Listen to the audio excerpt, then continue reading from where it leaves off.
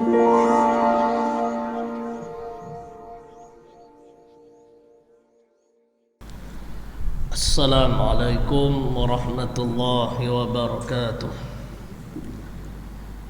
Alhamdulillahi rabbil alamin. Wassalatu wassalamu ala ashrafil anbiya'i wal mursalin wa ala alihi wa sahbihi ajma'in. Qala Allah ta'ala fil Qur'anil Karim, Qala rabbi shrah li sadri wa yassir li amri wahlul 'uqdatam min lisani yafqahu qawli wa la hawla wa la quwwata illa billahil aliyyil azim. Yang dihormati seluruh ahli jawatan Qasam Masjid, yang dihormati Tuan Imam Bilal Siap, tuan-tuan dan puan-puan muslimin muslimat dan mudahan dirahmati Allah Subhanahu wa ta'ala. Alhamdulillah, pertama dan selamanya bersyukur kita kepada Allah Subhanahu wa ta'ala kerana masih lagi memanjangkan umur kita, di mana pada malam ni, malam yang ke-22 bulan yang keempat dalam Islam, Rabiul Akhir 1444 Hijrah, Allah Subhanahu wa ta'ala masih lagi memanjangkan umur kita serta beri kita hidayah dan taufik untuk sama-sama kita terus menerus mengabdikan diri kepada Allah. Jadi insya-Allah pada malam ni kita sambung kembali, kita menggunakan kitab Tafsir Al-Quran di radio juzuk yang pertama, sambungan pada muka surat 52. Sambungan pada muka surat 52. Kita masih lagi berada di dalam tafsir surah Al-Baqarah. Kita sambung ayat 21 daripada surah Al-Baqarah. A'udzu billahi minasyaitonir rajim. Ya ayyuhan nasu ubudu rabbakumul ladzi khalaqakum walladzina min qablikum la'allakum tattaqun. Yang bermaksud, hai sekalian manusia, sembahlah Tuhanmu yang menjadikan kamu dan orang-orang yang terdahulu daripada kamu, mudah-mudahan kamu takut, yakni bertakwa kepada Allah. Baik, jadi sambungan ayat 21 ni Allah Ta'ala menyeru kepada seluruh manusia. Jadi ya tu dia panggil haraf nida. Haraf nida ni maknanya kata panggil lah. Kalau kita terjemah wahai, tu maksud dia gitu. Sebab tu ya ayyuha tu kalau kita tengok dia nampak macam dua kalimah, tapi situ tu tiga kalimah. Ya tu dipanggil haraf nida. Ayyu tu satu kalimah dipanggil munada. Dipanggil munada. Manakala ha tu dipanggil haraf tanbih. Dipanggil haraf tanbih. Maka di sini ni ya ayyuha situ tu maknanya tiga kalimah. Oleh itu cara baca pula ya tu satu kalimah, ayyu satu kalimah. Maka datang pula hukum tajwid dari segi baca, mad jaiz munfasil. Mad memanjangkan bacaan, jaiz makna harus, harus dari segi mad. Boleh baca 2 boleh, 4 boleh, 5 boleh, munfasil bercerai. Tapi tulisan nampak macam satu. Tulisan nampak macam satu, sedangkan ya dan ayyu tu dua kalimah. Tu maksud dia. Cuma sajalah kita ingatkan di sini sebab dari segi tulisan nampak macam sekali. Kalau sekali dia jadi satu kalimah, bila satu kalimah dia jadi hukum lain pula dah, jadi mad wajib muttasil. Tapi sini ni ya dan ayu tu dua kalimah.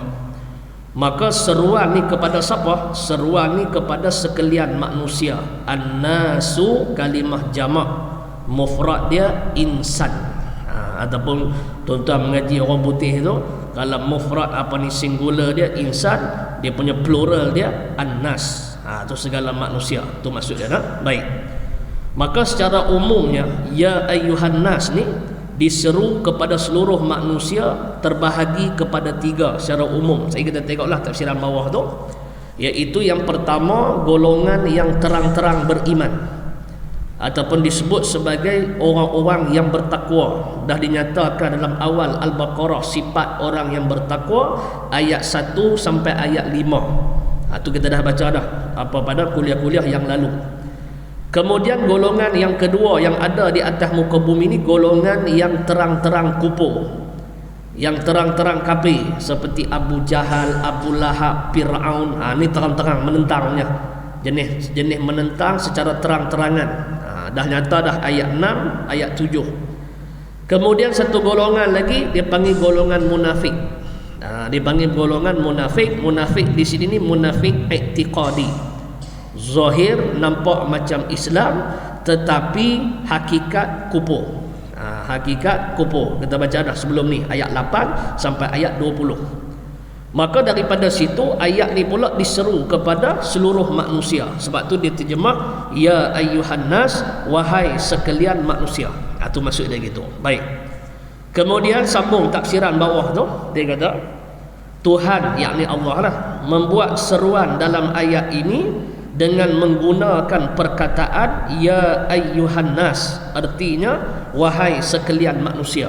Tadilah merujuk pada tiga tadi secara umumnya, iaitu dia ada kait lagi, iaitu seruan kepada manusia mukallaf. Mukallaf ni apa dia? Yang ditaklifkan dengan hukum syarak. Yang ditaklifkan dengan hukum syarak. Sebab tu dia syarat satu orang tu jadi mukallaf. Yang pertamanya ialah aqilun, sempurna akal. Kemudian yang keduanya balighun, cukup umur.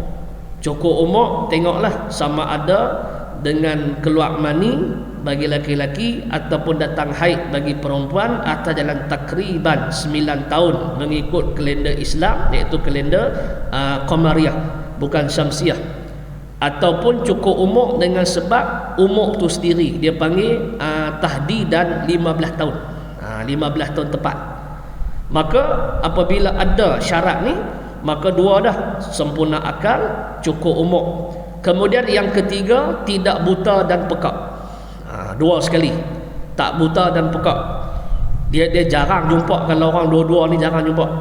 Tapi kalau dia buta dan pekak daripada awal, daripada kecil, dia tidak mukallaf. Sebab apa? Sebab nak mengaji tak boleh, nak belajar cara dengar tak nampak, nak mengajar cara nak belajar cara dengar pekak, nak belajar cara dengar dia tak dengar, nak belajar cara tengok dia tak nampak. Dua sekali. Tapi kalau salah satu, kalau kata dia buta, telinga dengar, dia mukallaf. Ataupun telinga pekak, mata nampak, itu mukallaf. Sebab itulah dia kait tidak buta dan pekak, dua. Kemudian yang keempat, sampai seruan Islam. Sampai seruan Islam ni, kalau nisbah kita duduk di matang gedu ni, matang jelutung ni, sampailah seruan Islam. Di antara dalilnya ialah ada masjid. Tu sampai sana. Boleh kan kita duduk di dalam hutan-hutan yang tak sampai ulama, tu cerita lain lah. Tu dipanggil jahil yang mahzur, jahil yang dimaafkan. Tu di antara syarat dia. Maka bila ada 4 syarat ni, kita ni disebut sebagai mukallaf. Bila disebut sebagai mukallaf, dia tafsir sini apa dia? Dia kata yakni yang sudah sewajarnya dibebani dengan tuntutan-tuntutan dan tanggungjawab sebagai sifatnya makhluk dengan khaliknya, yakni penciptanya, atau sebagai sifatnya hamba dengan Tuhannya. Sebab tu kita sebut secara mudahnya, apabila kita ni mukallaf, dia mukallaf ni asal pada perkataan kallafa yukallifu taklif. Maknanya yang dibebani, yang dipertanggungjawabkan. Sebab tu bila kita ni mukallaf, kita buatlah apa saja perkara pun tak dapat lari daripada 5 hukum syarak. Sama ada wajib, sunat, harus, makruh, haram. Dia 5 benda ni dia sentiasa berlegar. Buatlah apa saja pun tak terlepas daripada 5 perkara ni. Kemudian dari segi pembahagian hukum pula dia ada 3. Hukum adat, hukum akal, hukum syarak. Jadi hukum adat, hukum yang diputuskan atas jalan kebiasaan, atas jalan ghalib. Contohnya kita daripada Bagan Serai pergi ke Ipoh, kita katalah sejam. Laju waktu sejam tu pun. Sejam. Naik kereta lah. Tiba-tiba ada orang kata naik kereta 15 minit boleh sampai. Mustahil pada adat. Adat memutuskan mustahil. Sebab apa? Sebab dari segi hukum adat, hukum kebiasaan, daripada Bagan Serai nak pergi Ipoh sejam, tiba-tiba hang kata 15 minit, mustahil pada adat.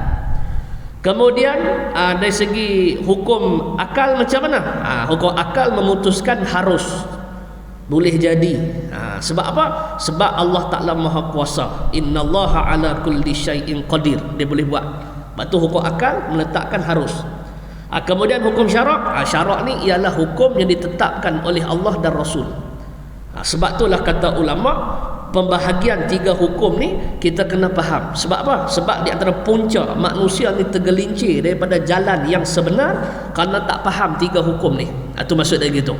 Kita ambil contoh mudah, macam bab kisah Nabi Ibrahim dibakar dalam api tak terbakar. Jadi api ni ghalibnya apabila kena benda yang kering. Kena benda yang kering membawa kepada hangus. Itu dari segi hukum adat.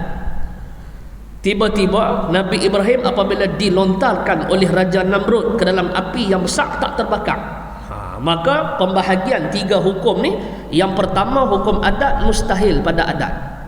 Sebab dari segi hukum adat biasanya kena bakar pula, benda tu benda kering membawa kepada hangus, tapi tak terbakar, mustahil.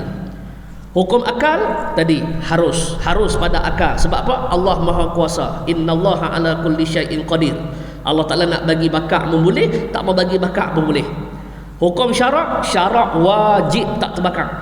Dia lah, kok mana pula wajib tak terbakar? Dalam Quran sebut dalam surah Al-Anbiya ayat 69. Qulna ya narukuni bardaw wa salaman ala Ibrahim. Kami berfirman kepada api, kata Allah, wahai api, jadilah engkau sejuk, wassalaman, dan selamat, ala Ibrahim, ke atas Nabi Ibrahim. Maka sifat api yang membakar tu maknanya Allah Ta'ala kata jadi sejuk. Sebab itulah pembahagian 3 hukum ni tak sama dalam bab memutuskan sesuatu perkara. Jadi berbalik kepada tafsiran kita ni, bila kita ni sebagai mukallaf, maka dituntut segala bebanan agama. Sebab tu kita kata tadi, apa yang kita buat tak dapat lari daripada 5 hukum syarak tadi. Sama ada wajib, sunat, harus, makruh, haram. Kemudian takrif dia kita fahamlah. Benda yang wajib, benda yang dituntut kita buat, tuntutan yang putus, sekira-kira apabila apa kita buat diberi pahala, dan apabila kita tinggal diberi dosa dan dijanji siksa. Contoh apa? Semayang fardu 5 waktu, yang tu wajib. Puasa Ramadan, yang tu wajib. Zakat cukup haul, cukup nisab buat keluar. Dia tengok perbahasan dia lagi tak pekah lah, ada sebut secara umum je. Kemudian benda sunat. Sunat ni perkara yang dituntut kita buat tapi tak tuntut putus. Sekira-kira kalau kita buat diberi pahala, dan kalau kita tinggal tak diberi dosa. Itu benda sunat. Cuma di sisi ulama tasawuf, benda sunat, perkara sunat, kalau ada peluang kita tak buat rugi, yang tu saja. Tapi tak diberi dosa lah. Itu sunat. Kemudian yang ketiganya makruh. Makruh dituntut kita tinggal tapi tak putus. Sekira-kira kalau kata kita buat tak diberi dosa, tapi kalau kita tinggal kerana Allah diberi pahala. Itu benda makruh. Kemudian yang keempat haram. Haram ni benda yang dituntut untuk kita tinggal. Tinggal itu pula tinggal yang putus, mesti kena tinggal. Sekiranya kalau kita tinggal kerana Allah diberi pahala, dan kalau kita buat diberi dosa, dijanji siksa. Contohnya apa? Contohnya berjudi misalnya. Contohnya apa lagi? Tinggal sembahyang contohnya. Itu benda yang apa ni wajib. Kemudian yang kelima tadi harus. Harus ni asalnya pahala pun tak dapat, dosa pun tak dapat. Tetapi kadang-kadang perkara yang harus ni boleh dapat pahala, kadang-kadang perkara harus boleh dapat dosa. Kok mana pula? Contoh benda yang harus makan. Makan ni benda yang harus. Asal hukum makan ni dosa pun tak ada, pahala pun tak ada. Makan pula dikaitlah makan yang halal lah, maksudnya gitu. Tetapi kadang-kadang makan ni boleh dapat pahala, boleh dapat dosa. Contoh macam mana? Contoh, kita pun terlena tang ni. Saya terlena ni pakai pay lambat lah. Lepas tu jalan pula banjir tu, kena pusing jauh. Tu yang jadi lambat lah. Ikut lori pula. Tak larang nak tekan dah aku pun. Cuma duk harap kata dia boleh sembahyang lagi ni. Main-main tengok tu imam bagi salam. Okey lah, clear lah. Sebab saya tak suka lah orang tunggu kita kan. Orang tunggu tak apa syok lah. Tak apa syok. Biar kita sampai tak apa. Baik. Jadi kita pun bangun lepas teringat ada kuliah malam ni. Nak makan dulu lah lagi. Apa kalau tak makan lagi ada kuliah dia bunyi ngorek tak bersedap juga. Jadi dia makan tu dengan sebab dia niat nak ada tenaga untuk dengar kuliah. Makan tu dapat pahala. Dalam kaedah usul fiqh dia kata apa? Al-wasail hukmul maqasid. Jadi wasail ni mana perantara. Perantara ni dia ada hukum dia. Dia ada hukum dia. Mana wasail nak pergi kepada tu dia ada hukum dia. Sebab tu asalnya harus, tapi oleh kerana nak makan ni nak menambah tenaga untuk kita ibadah lah secara umumnya, makan dapat pahala. Tapi kadang-kadang makan dapat dosa. Kau mana? Contoh katalah tengah malam pukul 3 pagi. Kawan telefon, "Oi, ada mana Paul Lena lah. Oi, dia tahu jom ada projek bagus ya. Projek Paul ni. Ada aku tengok rumah tu dia tak ada rumah lapar lah. Jom kita pergi pecah rumah tu." Dia nak kira rompak. Lepas tu tak apalah, mencuri. Dia kata, "Sat, ni perut aku lapar sat, aku nak masak Maggi sat, aku nak makan bagi ada tenaga." Jadi asalnya makan tu harus, tapi oleh kerana makan tu dia nak pergi mencuri, makan tu berdosa. Walaupun dia makan benda halal. Sebab dalam keadaan usul fiqh, al-wasail hukmul maqasid. Tu maksud dia gitu nah. Baik. Sebab tu ada baru ni, saya tak tahu siapa dia telefon pun. Dia tanya, "Tak ni nak tanya kan, saya ada buat puk panda." Puk panda, okey. Lepas tu saya pun terimalah order yang non halal punya makanan. Boleh tak? Dia tanya. Saya kata tak boleh lah. Hang masuk dalam perkara wala ta'awanu 'alal itsmi wal 'udwan. Al-Maidah ayat 2. Maknanya hang masuk dalam perkara tolong menolong atas perkara maksiat. Waktu saya tanya ada, saya kata pasal apa yang hang ambil order non halal tu? Dia kata bukan apa sah, kalau ambil yang halal saja kadang-kadang masuk kurang dia tak. Masuk kurang. Jadi bila ambil yang non halal ni kadang-kadang orang bukan Islam order, saya ambil, saya hantar, saya tak makan pun. Saya kata memanglah hang tak makan, aku tak kata hang makan. Sama juga walaupun hang tak makan, hang pergi beli arak bagi orang minum, boleh tak? Mana boleh? Sama lah babi tu. Ataupun hang tolong pergi tulis nombor, walaupun hang tak punya nombor, kawan tu kirim RM5. Big small 2 hari dia suruh buat. Hang tulis, hang tak main hang tolong tulis, boleh tak? Tak boleh. Sama juga tak boleh. Lagi pula bukan keadaan mudarat, melainkan kalau tak ada kerja langsung, hak tu yang ada, tu cerita lain lah. Lepas tu saya kata kadang-kadang ni macam ni lah. Hang tutup balik yang order non halal tu, ambil yang halal saja. Kalau tu kurang sikit Zat pendapatan saya. Dah, hang yakin ada pendapatan tu ada. Tak apa, padahal hang buat benda haram. Dia termasuk dalam perkara menolong perkara mungkar lah. Sebab benda tu tak boleh makan orang-orang Islam. Jadi kita tolong beli, hantar kat dia, tak boleh. Dia termasuk dalam tu lah ayat tu. Wala ta'awanu 'alal itsmi wal 'udwan. Kita tolong menolong atas perkara maksiat. Tu maksud dia nah. Baik, habis. Sebab tu dia sebut sini, maknanya mukallaf ni dibebanilah segala tuntutan dan tanggungjawab sebagai sifatnya makhluk. Kita ni sebagai makhluk ataupun hamba dengan khaliqnya pencipta, atau sebagai sifat hamba dengan Tuhan. Sebab itulah bila kata hamba, kita ni hamba, apa saja kata Tuhan, yes. Ya. Semua ya belakang. Semua ya belakang. Sebab tu kalimah Tuhan tu kalau kita nak faham lagi lebih dalam, kita buang huruf ha tengah tu. Eja Tuhan ni ta waw ha alif nun, Tuhan. Buang ha tu. Bila buang ha tu jadi apa? Ta waw alif ha jadi apa? Tuhan. Tuhan hakiki. Maksud tu Tuhan hakiki ni ialah Allah Subhanahu wa taala. Adapun kita ni tuan majaz saja. Majaz ni apa-apa yang ada pada kita. Kita ada sawah, kita ada kebun, kita ada kenderaan. Dan kalau orang tanya apa kebun tu, kebun siapa? Kebun Pak Dinnya, kebun Pak Mat apa sebagainya. Betul, dia panggil apa? Tuan majazi. Adapun tuan hakiki ni siapa punya? Allah Ta'ala punya. Apa buktinya? Buktinya ialah kalau kata kita ni tuan hakiki, sudah tentulah kita nak hasil kebun kita tu banyak. Kita nak hasil kebun kita tu banyak. Cuma atas jalan ikhtiar, kita membaca, kita jaga, kita proning apa sebagainya. Tapi hasil tu kadang-kadang banyak, kadang-kadang sikit, kadang-kadang kurang. Tu menunjukkan bukan hak kita punya secara hakiki. Kalau hak kita punya secara hakiki, atas kawalan kita. Atas kawalan kita. Sama juga keluarga kita, mak ayah kita. Kalau bila Allah Ta'ala nak ambil, dia ambil hak dia. Hak dia. Tu maksud dia gitu lah. Sebab tu Allah ni dia Tuhan yang hakiki. Ada sebut Tuhan.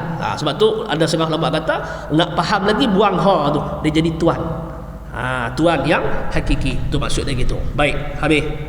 Kemudian sambung lagi, dia kata, menurut pendapat ahli-ahli tafsir yang masyhur, yang popular, seruan Tuhan menggunakan perkataan ya ayyuhan nas di mana sahaja terdapat di dalam Al-Quran adalah ditujukan kepada orang-orang penduduk Mekah, sebagaimana seruan Tuhan yang menggunakan perkataan ya ayyuhalladzina amanu, artinya hai orang-orang yang beriman. Ditujukan kepada orang-orang penduduk kota Madinah. Baik, ini satu tafsiran berkaitan tentang ya ayyuhan nas. Tadi kita sebut ya ayyuhan nas tu seruan umum kepada seluruh manusia, sebab faham pada kalimah an-nas dia merupakan kalimah jamak. Jadi tiga golongan tadilah. Maka di sini pula pendapat kata bila menggunakan ya ayyuhan nas ni ditujukan kepada ahli-ahli Mekah. Ditujukan kepada ahli-ahli Mekah, yakni maksudnya sebelum daripada Nabi hijrah ke kota Madinah. Itu maksudnya gitu. Kemudian sebagaimana seruan Tuhan yang menggunakan perkataan ya ayyuhalladzina amanu, begitu juga ya ayyuhalladzina amanu, wahai orang-orang yang beriman. Itu yang beriman. Tapi kalau nak turut kalimah amanu, dia panggil fi'il madhi. Maknanya yang telah beriman. Yang telah beriman. Jadi bila kata yang telah beriman, dia merujuk kepada siapa? Merujuk kepada orang yang beriman kepada 6 rukun iman tu yang kita sedia maklumlah.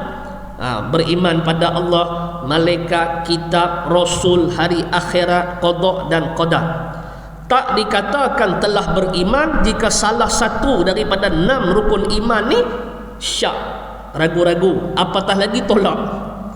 Contoh malaikat, malaikat ni ada tak ada, kita tengok pun, tu dia ragu tu. Kalau ragu tu tak dipanggil beriman. Dia beriman ni dia mesti pegangan yang jazam, pegangan yang putus, yang tak boleh membawa kepada syak, zon, waham. Syak ni 50-50. Zon ni mana sangkaan kuat, 70-30 kita kata. Waham ni mana sangkaan ringan, 30-70. Dia dalam bab iman mesti kena 100%. Sebab tu dia kata sini ya ayyuhallazina amanu, artinya hai orang-orang yang beriman, ditujukan kepada orang-orang penduduk kota Madinah. Ini setelah Nabi hijrah ke kota Madinah. Itu maksud dia gitu. Baik, habis. Kemudian sambung lagi, dia kata, maka dalam ayat ini Allah menyeru terutama orang-orang negeri Mekah yang selama ini menyembah patung-patung bikinan mereka sendiri. Jadi makna dalam ayat ni di antaranya seruan kepada Allah ni kepada orang-orang Mekah yang selama ni mereka menyembah patung-patung berhala. Patung-patung berhala atas buatan mereka sendiri, bikinan mereka sendiri, yang mereka buat sendiri, mereka ukir sendiri. Ini dipanggil amalan jahiliah. Dia panggil amalan jahiliah. Maknanya mereka ambil daripada amalan orang dulu-dulu, kemudian mereka turut sembah. Sedangkan mereka dalam keadaan tak tahu apa, tu dipanggil orang jahiliah. Tetapi sebelum dibangkitkan Rasul, maka kesalahan mereka tu tak dianggap salah, dan mereka ni juga disebut sebagai ahli fatrah. Tak dianggap salah. Sebab apa? Sebab pada ketika itu pegangan agama ni dia dah hilang dah. Ajaran agama ni dia dah hilang, masyarakat hidup dalam keadaan jahil, kemudian tak ada siapa yang nak cerita tentang kebenaran. Sehinggalah apabila dibangkitkan Nabi sallallahu alaihi wasallam, Maksudnya ialah dia, kalau kita tengok sejarah, asal agama penduduk Mekah ni agama Nabi Ibrahim lah. Nabi Ibrahim, kemudian Nabi Ismail. Lepas daripada Nabi Ismail tu turun tu tak ada Nabi, tak ada Rasul, lama tak ada sampailah Nabi Muhammad sallallahu alaihi wasallam. Jadi bila kata terlampau lama ni tak ada Rasul ni, maka kehidupan masyarakat Arab pada ketika itu dia membawa kepada kehidupan yang tak ada pegangan. Itu dipanggil Arab Jahiliyah. Berbeza salah silah daripada Siti Sarah, Nabi Ishak, Nabi Yakub, Nabi Yusuf, Bani Israel. Bani Israel ni banyak Nabi. Sebab tu dia sebut ahli kitab. Ahli kitab ni satu golongan yang berpengetahuan, satu golongan yang knowledgeable. Orang putih kata knowledgeable, apa orang tu berpengetahuan.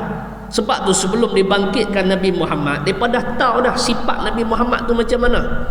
Alladzina atainahumul kitab ya'rifunahu kama ya'rifuna abna'ahum. Al-Baqarah 146, iaitu orang-orang yang diberikan ataina ati ya'ta ni mana a'ta ni mana beri. Maknanya beri, yang kami berikan allazina atainahumul kitab, kami berikan kepada mereka ni kitab.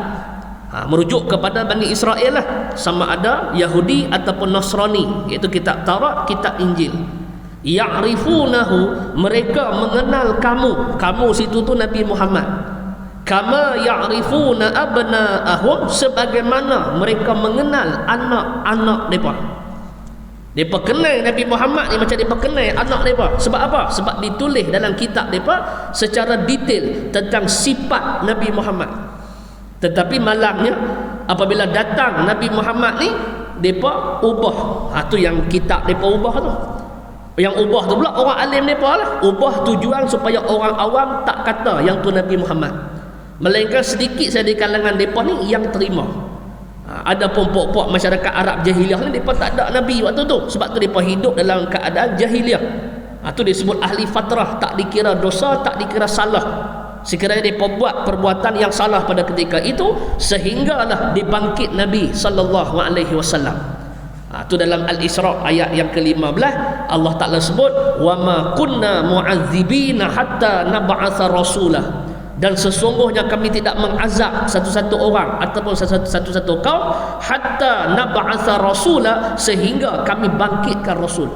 Bila bangkit rasul, maksud bangkit rasul ni ketika Nabi diangkat menjadi rasul umur 40. Itu baru dibangkit rasul. Maka pada ketika itu syariat baru berjalan. Bila syariat berjalan, Nabi sampaikan perkara yang halal, perkara yang haram, yang boleh, yang tak boleh. Jadi siapa yang tak ikut, yang tu berdosa, yang tu kufur, yang tu tak beriman, yang menentang. Dan siapa yang ikut, dikira sebagai orang yang beriman. Itu maksud dia gitu. Baik. Maka dengan sebab tu dia kata sini, Allah Ta'ala seru terutama orang-orang negeri Mekah yang selama ni menyembah patung-patung bikinan mereka sendiri. Kemudian berjumlah ratusan banyaknya di sekeliling Kaabah.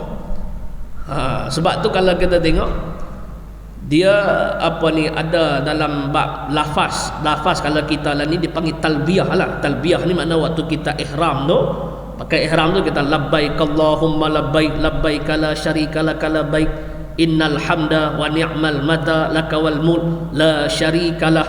Tapi depa talbiyah daripada tambah lagi. Maknanya labbaik Allahumma labbaik labbaik la syarika lak labbaik innal hamda wa ni'mal mata lakawal mulk la syarikalah illa syarikalah. Tu maknanya kami tidak mensyirikkan Allah illa syarikalah, melainkan apa yang kami samakan. Sebab pokok jahiliyah ni pun bila ditanya kepada mereka siapa yang menjadikan langit dan bumi, mereka kata Allah. Wala in sa'altahum man khalaqas samawati wal ard la yaqulunna Allah. Surah Luqman ayat 25. Dan apabila ditanya kepada mereka siapakah yang menjadikan langit dan bumi, la yaqulunna Allah, mereka menjawab Allah. Tetapi dalam bab sembahan mereka mensyirikkan Allah. Sebab tu bila ayat alhamdulillahirabbil alamin, mereka boleh terima segala puji bagi Allah Tuhan yang menjadikan sekalian alam. Okey. Tetapi bila mai ayat wa ilahukum ilahu wahid, yang ni dia pun tak mau. Hendaklah dalam bab sembahan ni sembah Allah yang esa. Bagi kita orang yang beriman, kita percaya langit dan bumi atau disebut sebagai alam ni Allah yang menjadikan. Kemudian yang wajib sembah Allah je, tak ada yang lain. Adapun mereka ni percaya langit dan bumi Allah Ta'ala jadikan, tetapi dalam bab sembahan mereka samakan Allah dengan yang lain, seperti mana disebut di sini patung-patung yang mereka buat sendiri untuk dijadikan sembahan. Untuk dijadikan sembahan, itu maksud dia gitu. Baik. Kemudian dia kata lagi, dalam riwayat sebut maknanya keliling Kaabah duk ada 360 berhala. Yang besar tu Lata, Uzza, tu yang besar-besar lah, patung besar-besar tu keliling Kaabah tu. Tu maksud dia gitu. Baik. Kemudian dia kata lagi, hendaklah mengambil perhatian supaya menyembah Tuhan, yakni Allah sahaja. Sebab itulah diseru ayat ni, ya ayyuhan nasu budu rabbakum, sembahlah olehmu akan Tuhan kamu, sembahlah olehmu akan Tuhan kamu. Sebab itulah disuruh untuk sembah Allah semata-mata. Jadi Allah ni pula bersifat apa? Allazi khalaqakum, yang menjadikan kamu, yakni menjadikan kita. Sebab sifat Allah ni juga huwallahul khaliq, Al-Hasyri ayat 24. Dialah yakni Allah yang menciptakan, yang menjadikan. Kemudian walladzina min qablikum, dan Allah Ta'ala juga yang menjadikan orang-orang qablikum sebelum daripada kamu. Sebelum daripada kita ni Allah Ta'ala juga yang menjadikan. Sebab itulah dia sebut sini, hendaklah mengambil perhatian supaya mengabdikan diri, menyembah Tuhan Allah sahaja semata-mata, sama ada dalam bab sembahan maupun dalam bab iktikad tentang segala kejadian langit dan bumi ni Allah yang menjadikan, tidak ada yang lain. Itu maksud dia. Kerana apa? Dia kata kerana Allah itulah Tuhan yang menjadikan kamu. Ni sebut tadi. Itu dia ambil tafsir itulah, allazi khalaqakum. Kemudian dan menjadikan datuk nenek moyang kamu daripada orang-orang yang terdahulu sebelum kamu. Itu wallazina min qablikum. Allah Ta'ala yang jadikan sebelum kamu ni. Di hujung tu Allah Ta'ala kata apa? La'allakum tattaqun. Dia terjemah bawah, dia tafsir bawah ni, mudah-mudahan. Dia la'alla ni dipanggil litaraji. Litaraji ni dia kalau dalam bab la'alla dalam Quran ni setengah ulama kata dipanggil litahaqqu, maknanya pasti. Pasti. Litaraji ni makna dia tu mudah-mudahan tu lah. Tapi setengah tafsiran bila kata la'alla dengan makna pasti. Pasti dengan sebab menyembahnya tu Allah, timbul perasaan takut kamu. Sebab tu la'allakum tattaqun, yang membawa kepada takwa kepada Allah. Sebab tu dalam tafsiran sini pun banyak la'allakum tattaqun. Ada juga ditafsirkan mudah-mudahan terpelihara. Dengan sebab jadi takwa ni, jadi hamba yang bertakwa membawa kepada terpelihara daripada azab neraka. Buat terpelihara daripada azab neraka. Sebab tu di sini ni diingatkan bahawasanya dengan sebab menyembah Allah ni membawa kepada perasaan takut, yakni takwa. Sebab tu sifat asas takwa kita dah baca dah awal-awal Al-Baqarah tu. Ada beberapa ciri, iaitu allazina yu'minuna bil ghaib, beriman kepada ghaib, perkara ghaib. Kemudian wa yuqimunas salah, mendirikan sembahyang, wa mimma razaqnahum yunfiqun, infak sedikit harta di jalan Allah. Wallazina yu'minuna bima unzila ilaika wama, beriman dengan apa yang diturunkan kepada kamu, yakni Nabi Muhammad, itu Quran. Unzila min qablik, beriman dengan kitab-kitab sebelum tu, Taurat, Zabur, Injil, Suhuf dan sebagainya. Kemudian wabil akhiratihum yuqinun, dan dengan hari akhirat mereka itu yakin. Itu sifat asas. Sifat asas bagi takwa. Itu maksudnya gitu. Jadi dengan sebab takwa ni mudah-mudahan membawa kepada kita ni takut kepada Allah Subhanahu wa taala. Itu maksudnya gitu. Baik, habis. Itu ayat 21. Kemudian sambung ayat 22. Allazi ja'ala lakumul arda firasha was samaa'a binaa'a wa anzala minas samaa'i maa'a fa akhraja bihi minas samarati rizqan lakum fala taj'alu lillahi andadan wa antum ta'lamun. Yang bermaksud dia, yakni Allah, yang menjadikan bumi untuk kamu sebagai tikar. Firasha diterjemah tikar, hamparan ya, hamparan yang boleh kamu lalui, dan menjadikan langit sebagai atapnya. Dia yakni Allah menurunkan air hujan dari langit yakni awan, maka dengan air hujan itu ditumbuhkannya buah-buahan untuk rezeki kamu. Oleh itu janganlah kamu jadikan sekutu bagi Allah sedang kamu mengetahui. Baik, maka sambungan ayat 22 ni Allah Ta'ala nak nyatakan pula, setelah tadi diseru kepada seluruh manusia supaya mengabdikan diri kepada Allah, yakni sembah Allah semata-mata. Allah ni bersifat yang menjadikan kita dan yang menjadikan sebelum kita. Mudah-mudahan kita termasuk oleh orang-orang yang bertakwa. Kemudian apa lagi sifat Allah, iaitu dia kata Allah yang menjadikan bumi, allazi ja'ala lakumul arda. Itu maksud dia itu. Sebab tu dia kata Allah yang disembah itu, sifat dia apa lagi? Dia yakni Allah jugalah yang telah menjadikan bumi yang bulat ini. Bumi yang bulat ni dia tafsir. Bumi yang bulat, kita mengaji sains, bumi bentuk apa? Sfera apa? Bilang tu lah, bentuk sfera. Dia nak kata dia bulat, tapi nak kata bulat kan pula, tapi dia panggil sfera kan. Bumi ni bentuk sfera, tak apalah tu. Kemudian bumi ni walaupun bentuk sfera, kemudian firasha, tetapi kelihatannya rata. Sebab tu dia kata tikak. Ada seorang kata hamparan. Hamparan yakni memudahkan untuk kita menjalani kehidupan seharian. Itu mana diibarat seperti hamparan. Tu maksud dia gitu. Kemudian dia kata tetapi kelihatannya rata, terbentang seperti tikar, sehingga dapat dilalui dan dijalani ke mana-mana. Allah Ta'ala mudahkan. Kita duduk di atas muka bumi ni, makna merupakan tempat yang ketiga. Tempat yang ketiga ni, di atas bumi ni. Kita dah lalui dua alam dah. Dia panggil alam roh, alam arwah. Waktu tu yang Allah Ta'ala tanya kita semua, alastu bi rabbikum, adakah kamu semua ni mengaku yang aku ni Tuhan menjadikan hampa? Qalu, berkata kita waktu alam roh ni, bala, ya sungguh, syahidna, kami jadi saksi. Itu dalam Al-A'raf ayat 172, pertengahan ayat 172. Kemudian kita pindah duk alam rahim ibu. Duk alam rahim ibu qalibnya 9 bulan lah, 9 bulan beberapa hari, paling lama 4 tahun, paling sikit 6 bulan. Itu paling sikit daripada tarikh nikah lah. Tapi kalau kata bawah lagi pada 6 bulan, yang ni masalah. Yang ni dia panggil tikak pecah masuk pencuri, tangkap basah kahwin peri. Yang ni dia panggil nikah bulan 10, bulan 12 beranak lah. Yang ni bukan dia. Beranak pula cukup sifat. Mana tu masalah lah tu. Masalah mungkin dia melakukan hubungan sebelum daripada nikah. Ada tengok situ tu lah. Bukan tengok tarikh kenduri. Tengok tarikh kenduri. Kadang-kadang ada orang nikah awal kenduri lambat, 5 bulan baru kenduri, ada juga. Padahal kawan tu dah menendur dah. 5 bulan, 6 bulan kan dia baru kenduri. Lepas tu baru kenduri 4 bulan dia beranak dah. Baru kenduri je. Bila duduk sesak, nikah lama dah. Tak apa. Sebab tu dia nak tengok tarikh nikah tu. Tarikh nikah tu. Jadi rolipnya dia tak boleh bawah 6 bulan. Bila bawah 6 bulan, yang tu masalah. Lepas tu budak pula cukup sifat pula, besar elok pula, 3 kilo apa lah. Yang ni masalah ni. Ni kena sesat ni. Macam mana boleh jadi macam ni ni. Tu rolipnya itu nah.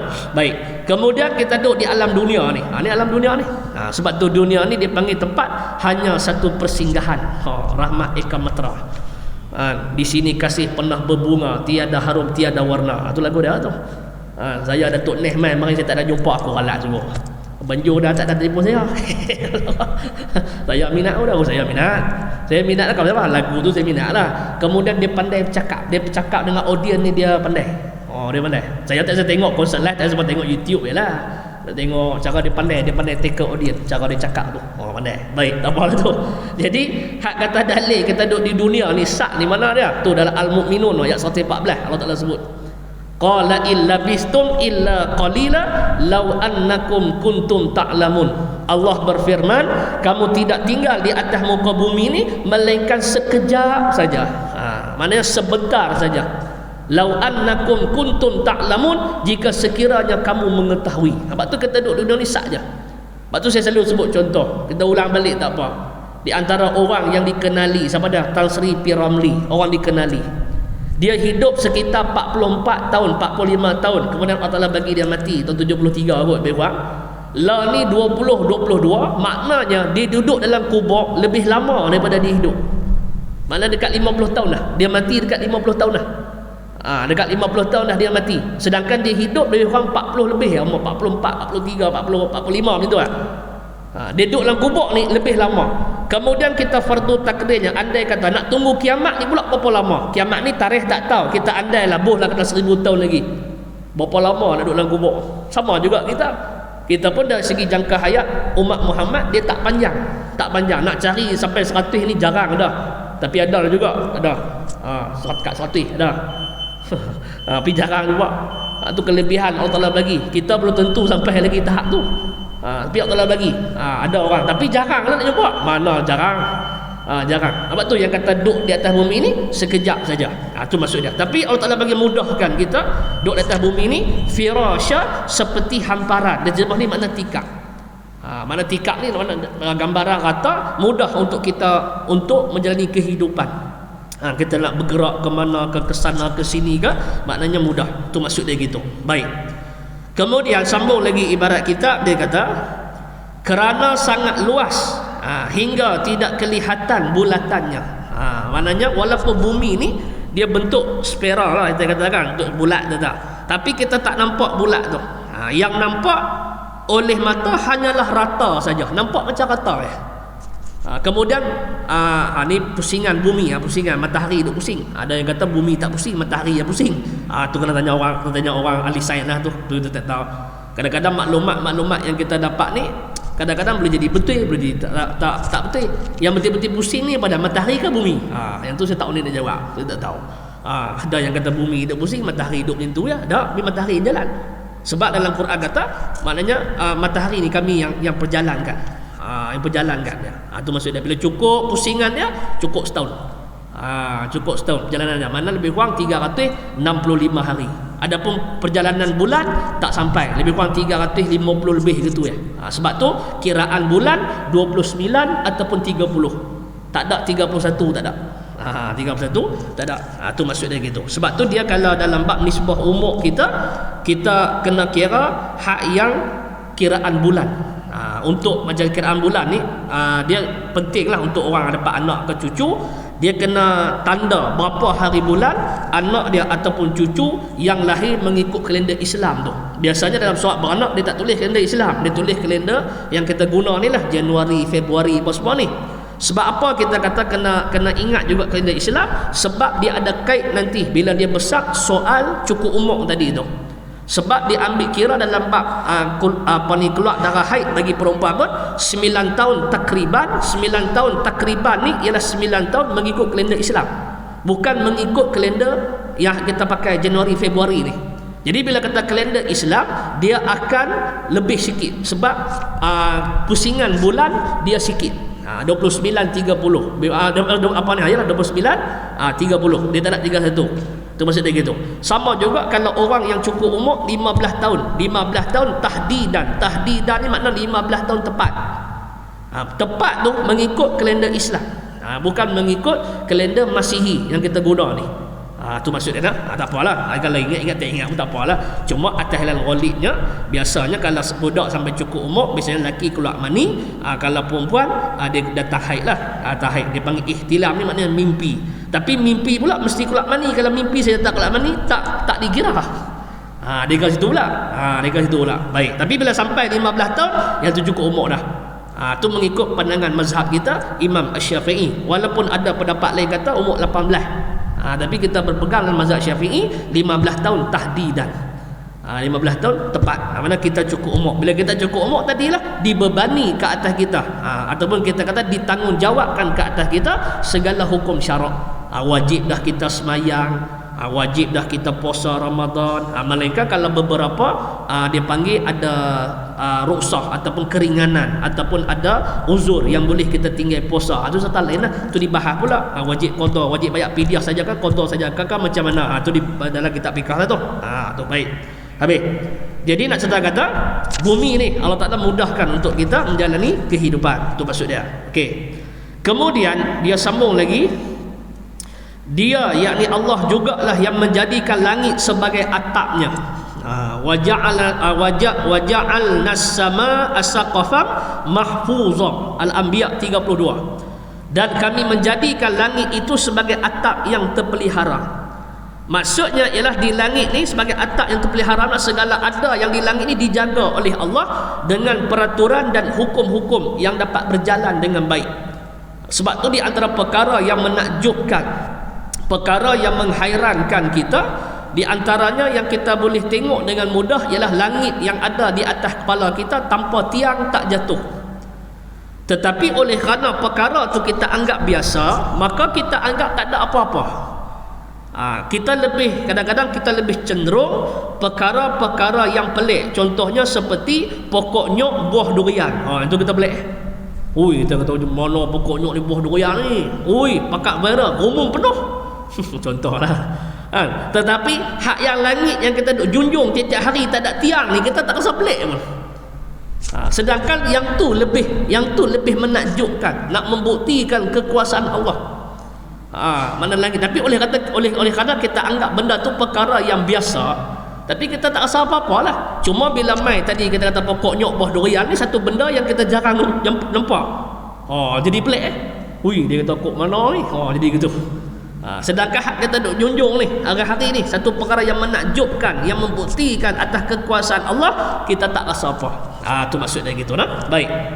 Kemudian dia sebut lagi, dari langit itu, yakni daripada awal itulah diturunkannya Allah air yang dinamakan hujan. Dia telah menurunkan hujan daripada langit. Sebab tu hujan ni pula, sebab itulah kita minta bila hujan ni Allahumma sayyiban nafi'ah. Ya Allah, turunnya hujan ni kita minta manfaat, bukan kita minta kemudaratan. Sebab kadang-kadang Allah Ta'ala nak membinasakan manusia ni, dia main hantar dengan ayat. Dalam surah Sabah tu, ayat 16, Allah Ta'ala sebut fa arsalna alaihim sailal arim. Maka kami binasakan mereka dengan banjir yang membinasakan. Fa arsalna alaihim sailal arim. Maka dengan sebab mereka berpaling ingkar, kami datangkan banjir yang membinasakan. Sebab tu bila turun hujan, kita minta hujan tu hujan yang manfaat. Hujan yang manfaat, tak bawa kepada kemudaratan. Tu maksud dia gitu. Baik. Maka dengan sebab turun hujan ni, asbab tanah jadi subur. Tanah jadi subur. Sebab itulah dia sebut lagi, maka dengan perantaraan air inilah ditumbuhkannya tumbuh-tumbuhan yang dapat menghasilkan buah-buahan sebagai rezeki kamu dan habuan untuk dimakan. Itu dipanggil fa akhraja bihi minas samarati rizqan lakum, makna rezeki yang sungguh, habuan kepada kita ni, rezeki kepada kita untuk kita makan. Itu maksud dia gitu. Jadi kalau kita tengok pula, maka daripada sini ni, dalam surah Nuh ayat yang ke-10, ayat yang ke-12, Allah Ta'ala nyatakan faqultu astaghfiru rabbakum innahu kana ghaffara. Maka aku katakan kepada mereka, mohonlah ampun kepada Tuhanmu, sesungguhnya dia, yakni Allah, Maha Pengampun. Ini kelebihan istighfar. Dengan sebab istighfar ni, yursilis samaa'a 'alaikum midrara, nescaya dia, yakni Allah, akan mengirimkan hujan kepadamu dengan lebat. Hujan ni mana hujan lebat ni mana bawa kepada hujan yang manfaat. Jadi pada asbab hujan tu, wa yumdidkum bi amwalin wa banin wa yaj'al lakum jannatin wa yaj'al lakum anhara. Dengan asbab hujan tu membanyakkan harta dan anak-anakmu, dan mengadakan untukmu kebun-kebun, dan mengadakan pula dalam kebun tu sungai-sungai. Ni Allah Ta'ala nyatakan tentang nikmat-nikmat yang Allah Ta'ala berikan kepada kita. Jadi apabila kita sedar segala nikmat-nikmat yang disebutkan ni, di antaranya nikmat asalnya kita tak ada, kemudian Allah Ta'ala jadikan kita ada. Tadi disebut ayat 21. Kemudian diterangkan pula nikmat bumi ni sebagai hamparan, sebagai tikar. Dia sebut ni tikar lah. Firasha ni mana macam hamparan. Itu maknanya macam kalau dia kan dalam bab kita sembahyang, dia duduk tawaruk iftirash. Dia panggil mana lantai tu ibarat gitulah. Jadi maknanya mudah untuk kita menjalani kehidupan seharian. Kemudian diturunkan pula hujan, dengan asbab hujan tu mengeluarkan minas samarat, daripada tumbuh-tumbuhan, rizqan lakum, rezeki bagi kamu. Rezeki bagi kamu. Jadi bila kita sedar semua ni atas nikmat yang Allah Ta'ala berikan, kemudian dia kata fala taj'alu lillahi andada. Dia tafsir sini, bila kamu telah mengetahui semuanya itu, maka janganlah sekali-kali, fala taj'alu, fala, jangan sekali-kali kamu jadikan sekutu, maknanya sama bagi Allah, kamu adakan Tuhan selain Allah. Jangan samakan Allah dengan yang lain. Dia kata baik ni maknanya sama adalah, yang merupakan kebendaan seperti air, api, batu, kayu, mahupun merupakan alam seperti bintang, bulan dan matahari. Maknanya dengan nikmat-nikmat yang telah sebut ni, janganlah mensyirikkan Allah. Tak kiralah dengan apa pun, dengan sembah batu, kayu ke, sembah bintang ke, bulan ke, matahari ke, janganlah. Itu maksud dia gitu. Bahkan juga mempertuhan sesama manusia, mempertuhan sesama manusia ataupun jin dan juga malaikat. Maknanya tak boleh. Janganlah dipuja-puja, diagung-agungkan dan disembah seolah-olah ia mempunyai daya pelindung seperti Allah. Jangan. Ni maknanya apa ni orang kata, kita punya sebagai guide kita, panduan kita, ataupun kita kata garis panduan kita terhadap sama manusia dan juga terhadap makhluk-makhluk yang lain ni. Dia ada batasan dia ada had dia. Dia ada had dia. Tu maksud dia gitu. Kemudian dia disebut lagi sini, dan disembah seolah-olah ia ni merujuk pada benda yang tadi, mempunyai daya pelindung seperti Allah. Daya pelindung seperti Allah, ataupun kita kata taksub. Sebab tu taksub ataupun fanatik ni, dia di antara punca juga membawa kepada kesesatan. Ataupun kita, lebih-lebih lagi kita taksub ataupun fanatik orang yang salah. Kita taksub ataupun fanatik orang yang salah, kita ikut secara orang kata mengkhinzir buta. Maksudnya gitu. Benda salah kita kena kata salah. Betul-betul lah. Betul-betul. Sebab tu dia kalau kita tengok, ulama dia buat kesimpulan di antara punca manusia ni jadi sesat, dia ada 5 perkara. Yang pertamanya ialah dengan sebab bisikan syaitan. Yang ni normal lah, sebab syaitan tu dia musuh yang nyata bagi kita. Kemudian yang kedua, dengan sebab kita ikut amalan orang-orang terdahulu. Amalan orang terdahulu yang bercanggah dengan syarak. Yang bercanggah dengan syarak. Tak kiralah adat-adat. Sebab tu kadang-kadang pepatah ni dia tengok, ada yang boleh pakai, ada yang tak boleh pakai. Kalau pepatah kata biar mati anak jangan mati adat, yang tu tak betul. Adat tu kena tengok pula, adat tu macam mana. Kalau bercanggah tak boleh. Macam dulu apa dia panggil lenggang perut ke apa ke, tu bercanggah tu. Bercanggah maknanya tak boleh. Sama juga macam kita sebut dulu dalam bab pengantin laki-laki pakai inai. Jadi sebab inai ni dia perhiasan bagi wanita. Melainkan hang nak pakai inai boleh, kuku hang ni jadi cekam ke apa, tu tak apalah. Tu tak apa. Tu tak apa. Tapi kadang-kadang ada pula dia kata, ada ustaz kata boleh. Yang tu wallahu alam. Hak saya mengaji sikit tak boleh. Laki-laki sengaja pakai inai tak boleh. Inai di jari tandanya berpunya. Tu lagu apa SGB apa aku tahu. Memberitahu dirimu sudah berpunya apa. Habis orang tu lah. Tak boleh kita pakai laki-laki. Laki-laki ni boleh pakai rambut boleh buah inai kalau dah beruban, janggut ke boleh. Kuku ni kalau nak pakai boleh. Kuku dia sakit, apa sekam ke apa, nak bagi sejuk, tu boleh. Tapi kalau sengaja nak pakai tak boleh. Sebab dia perhiasan wanita. Perhiasan wanita tak boleh. Walaupun orang kata adat pengantin kena pakai, tak boleh, pasal bercanggah. Bercanggah. Tapi kalau tak bercanggah tak apa. Nak pakai tengkolok tinggi mana tu hanya pasal tak apa. Bukan tengkolok ke. Kerih nak buh sampai 3 kerih ke buh pi. Sampai nak pakai kok mana tak apa. Bercanggah tak boleh. Itu sebab tu amalan orang terdahulu ni yang salah. Kemudian yang ketiga, dengan sebab kejahilan. Sebab kejahilan, nombor lah jahil kan. Dengan sebab kejahilan. Kemudian yang keempat, dengan sebab tuntutan nafsu. Tenggelam dengan tuntutan nafsu. Dan yang kelima, fanatik ataupun taksub kepada orang yang salah. Dia ikut je. Ikut salah yes jangan. Jangan. Ni 5 ni punca yang membawa kepada sesat. Itu maksud dia gitu nak. Baik, tak apalah tu. Habis tu. Kemudian sikit lagi. Nak habis sikit lagi. Sikit lagi nak habis. Ustaz berhenti awal. Lah berhenti awal apa? Waktu masuk awal. Waktu masuk awal. Baik. Kemudian dia sebut lagi, padahal ia tiada dapat memberi manfaat dan tiada pula dapat memberi mudarat sepertinya Allah Ta'ala. Sebab tu selain daripada Allah ni tak boleh bagi manfaat, tak boleh bagi mudarat. Sebab tu sama ada manfaat mudarat ni hakikat daripada Allah. Wa ma hum bidarrin nabihi min ahadin illa biiznillah. Itu dalam surah Al-Baqarah ayat 102. Wattaba'u ma tatlu syayatin mu'ala mulki Sulaiman. Itu ayat tentang sihir. Asal usul sihir ni daripada mana? Zaman Nabi Sulaiman. Asal dia tuduh kata Nabi Sulaiman ni amal sihir, padahal sihir itu main daripada iblis. Main pada tu ayat dia lah. Kemudian kita baca itu di hujung dah, wa ma hum bidarin, dan tidak ada yang boleh memberi mudarat.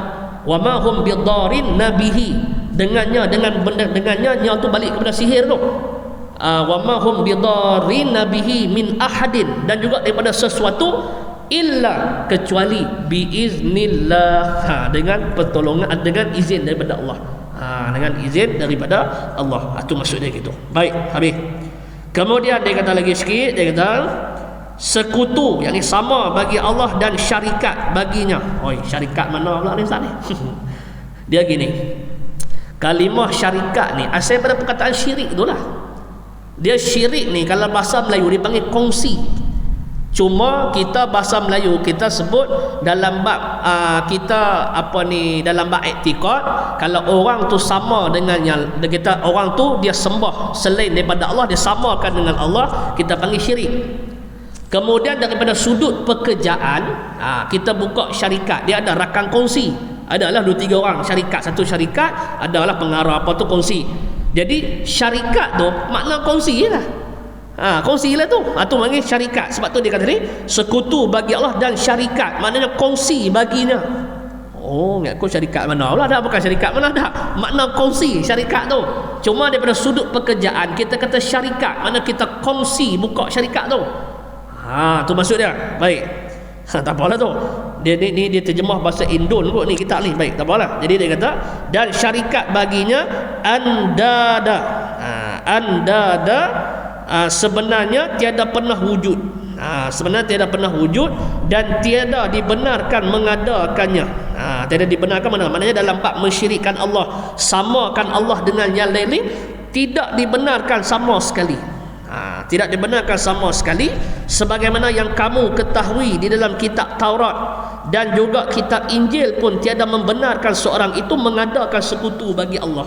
Sebab tu nanti ayat ke depan, lambat lagi lah, ayat 83 tentang janji Bani Israel. Janji Bani Israel Allah Ta'ala sebut dalam ayat ni, wa iz akhadna mitsaqa Bani Israel. Mana perjanjian Bani Israel dulu ni, Allah Ta'ala buat perjanjian apa dia? Yang pertamanya, la ta'buduna illallah, jangan kamu mensyirikkan ataupun jangan kamu sembah selain daripada Allah. Mana perjanjian Bani Israel dulu sama juga dengan syariat kita. Kemudian wabil walidaini ihsana, dengan mak bapak kena buat baik. Sama dengan syariat kita pun sama. Sama. Itu maksud dia gitu. Sebab tu dalam bab dengan mak bapak kena buat baik, dia bukan syarat mak bapak tu mesti Islam. Sebab tu kalau contoh kita asal orang bukan Islam, kita dapat hidayah, dapat iman, masuk Islam, mak bapak tak Islam, wajib kita kena baik dengan mak bapak kita walaupun dia bukan Islam. Sebab dia bukan syarat. Sebab dia ambil umum ayat tadi, wabil walidaini ihsana, dan dengan dua ibu bapa kamu ihsana, kena buat baik. Walaupun dia bukan Islam. Di sini pula ulama bahas, termasuk juga contohnya adik-beradik kita ada yang bukan Islam, kita kena buat baik lah. Sakit kena pergi ziarah, kena pergi tengok, nak buat baik. Sebab tu ayat la ikraha fiddin, tidak ada paksaan dalam Islam. Mana kita tak boleh paksa orang bukan Islam masuk Islam, cuma kita boleh menerang, kita boleh mencerita. Tetapi apabila dah masuk Islam, kena ikutlah syariat Islam. Sebab tu ayat tadi tu la ikraha fiddin tu ayat 256 dalam Al-Baqarah, yang tu bukannya ayat orang dah masuk Islam lah dah. Jangan faham gitulah. Hari kita simak kawan kita kata, "Mak ni aku tengok tak bisa sembahyang pun." Contohlah. Tak bisa sembahyang buang ni. Apa nak jadi ya? Aku ni bukan apa duk kawan lama dah. Kita ni maklumlah pelan tua bukan pelan muda. Dia kata hang ni mengaji saja bodoh dia dah. Dia kata kita. Pasal apa hang kata lagu tu? Tu hang buka tengok ayat Al-Baqarah 256, apa dia kata? Ke mana? Dia kata apa? La ikraha fiddin, tidak ada paksaan dalam agama. Hang tak boleh paksa aku. Salah tu. Dia terjemah tu salah. Dia faham ayat tu salah. Jadi la ikraha fiddin ni, ayat tu ialah ayat kepada bukan Islam. Kita hanya boleh menerang, mencerita saja, tak boleh paksa hang kena masuk Islam. Tak boleh. Sebab tu Dr. Zakir Naik bila dia bagi talk dia tu, bila orang masuk Islam, dia kata ada orang paksa tak?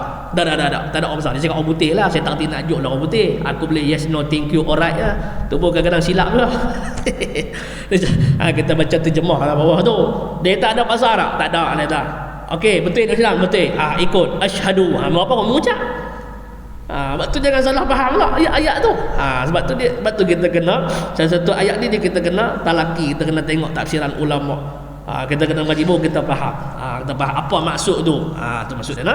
Tapi bila kita dah masuk Islam, kita kena ikutlah apa yang diperintahkan. Sebab tu dalam Islam lah, dia ada undang-undang jinayah. Orang tak semayang, dia ada hukum dia. Dia ada hukum dia. Ada sampai ada penjara, ada sampai tahap bunuh pun ada. Bagi suruh semayang tak mau juga, degil juga, tapi boleh bunuh. Siapa yang boleh bunuh ni? Pemerintah, bukan kita. Pemerintah, pemimpin, dia kena kuat kuasa benda tu. Ada dalam undang-undang Islam. Dalam bab orang tak semayang, tu masuklah bab mencuri, bab dia ada semua. Tapi yang ditujukan nak laksana tu mestilah pemimpin. Pemimpin. Tu maksud dia nak. Baik, habis hak tu. Kemudian tadi kata lagi, dan juga kitab Injil pun tiada membenarkan seseorang itu mengadakan sekutu bagi Allah. Maknanya dalam kitab Taurat, Injil pun tak benarkan untuk mensyirikkan Allah, termasuk juga dalam syariat kita. Termasuk juga dalam syariat kita. Tu maksud dia gitu. Baik, habis hak tu. Kemudian nanti kita sambung. Jadi dekat tu tanda situ. Nanti kita sambung ayat 23. Ayat 23 ni pula dia main pula cerita tentang musyrikin Mekah yang meragui tentang apa yang diturunkan kepada Nabi Muhammad. Betul ke Nabi Muhammad kata ni? Maksud dia gitu. Mereka ragu Quran ni buat Nabi Muhammad ni betul ke kalam Allah ataupun Nabi Muhammad reka. Mereka ragu. Kemudian Allah Ta'ala jawab ayat ni dan ayat 24, kalau hampa ragu yang Nabi Muhammad kata ni, la ni hampa cuba buat satu ayat je daripada Quran, bukan satu Quran, satu ayat je. Tu Allah Ta'ala kata, fa illam taf'alu wa lan taf'alu, sekali-kali kamu tidak akan boleh buat selama-lamanya. Tak boleh buat. Ni menunjukkan kelebihan Nabi yang kata Nabi ni ummi. Ummi ni asal makna mak. Asal makna mak. Ummi ni kalau kita kata Nabi ni ummi, tak kerti baca, tak kerti tulis. Sebab tu tak kerti baca, tak kerti tulis bagi Nabi dia bukan aib, dia merupakan kelebihan. Kelebihan bahawasanya orang-orang ramai tak boleh judge, tak boleh dakwah Nabi, tak boleh dakwah Nabi kata Nabi ambil mana-mana. Itu dipanggil ummi. Ummi ni disebutkan mak sebab apa? Orang yang tak ditulis, tak dibaca ni diibaratkan seperti baru lahir oleh mak dia dalam keadaan tak tahu apa. Itu disebut ummi. Ummi itulah. Baik, tak apalah tu. Nanti kita sambung lah bulan depan. Bulan depan kita sambung lah. InsyaAllah bulan depan. Tak ada apa-apa, kita sambung. Waktu tu tahu dah siapa Perdana Menteri, tahu dah siapa dia waktu tu. Baik. Baik. Tanda itu dah. Jadi saya mohon maaf jika terkasar bahasa. Wabillahi taufiq wal hidayah. Assalamualaikum warahmatullahi wabarakatuh. Bismillahirrahmanirrahim. Alhamdulillahi rabbil alamin. Hamdan yuwafi ni'mahu wa yukafi'u mazidah. Ya Rabbana lakal hamdu kama yanbaghi li jalali wajhikal karim wa 'azim sultanik. Allahumma ghfir lana dhunubana wa liwalidina warhamhum kama rabbawna shighara. ولجميع المسلمين والمسلمات والمؤمنين والمؤمنات الأحياء منهم والأموات برحمتك يا أرحم الراحمين. ربنا آتنا في الدنيا حسنة وفي الآخرة حسنة وقنا عذاب النار. وصلى الله على سيدنا محمد والحمد لله رب العالمين.